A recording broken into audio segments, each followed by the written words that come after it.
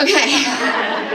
When I was 20, I was diagnosed with bipolar type 1. And I gotta say, of all of the mental illness diagnoses that are under my name, which is like a decent amount,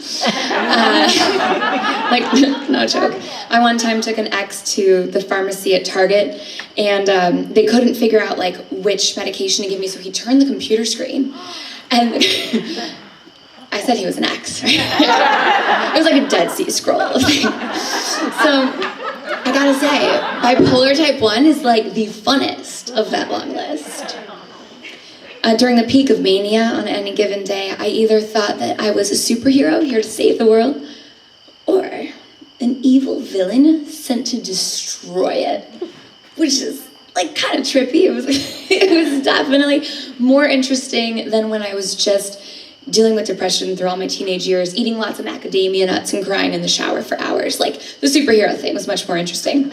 Although macadamia nuts, like, thank you, Mom and Dad, I aspire to someday have a budget where I have macadamia nuts every day again, and this time eat them out of joy instead of despair. Oh, he didn't look at me. I need another can of macadamia nuts, Mom and Dad. So,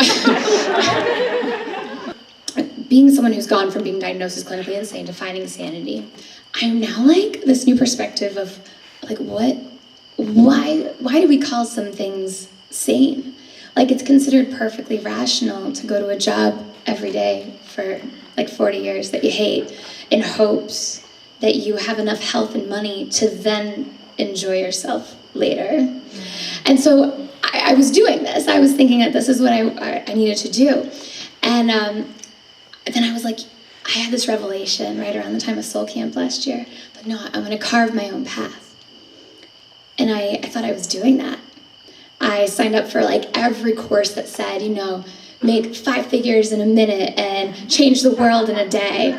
And can I tell you, I haven't had macadamia nuts every day yet. So that course didn't really do anything for me. But I realized as I was driving here, the GPS kept rerouting, and it was like, go on this unnamed road, go on that random corner. And I was like, yeah, GPS, whatever you say. Like, if the GPS was like, rerouting, new route found, go off this cliff, I'd be like, that seems weird, but I trust you, GPS. And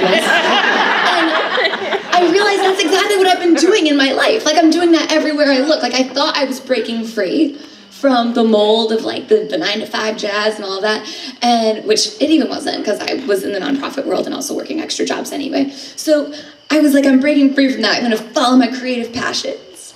And then I just found other people to follow and try to do their thing. So in doing that, I wrote a song. Why don't we commercialize spirituality? Make it one size fits all and make lots of money. Get tapped in, turn on, in harmony. Let's market to the masses and show them how to live. Let's take all of their cash and teach them how to give. Release, receive, forgive. What does it take to climb the social ladder? Tell me, what can I make? If I just send these emails faster, I wanna break free. Free, free.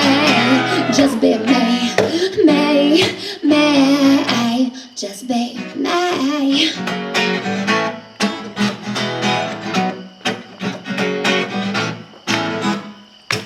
Show your perfect makeup, perfect face up on the screen. Tell him all it takes is meditating and eating green. Breathe in, breathe out, feel free. What does it take to climb the social ladder? Tell me, what can I make? If I just send these emails faster, I wanna break free. And just be me.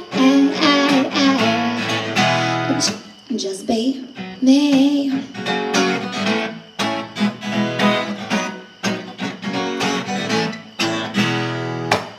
But if I get told to shine my light just one more time, I might shine so bright, I make everybody blind. So keep your quote cards to yourself or save them for somebody else, 'cause I'm so tired. I was just so tired of it.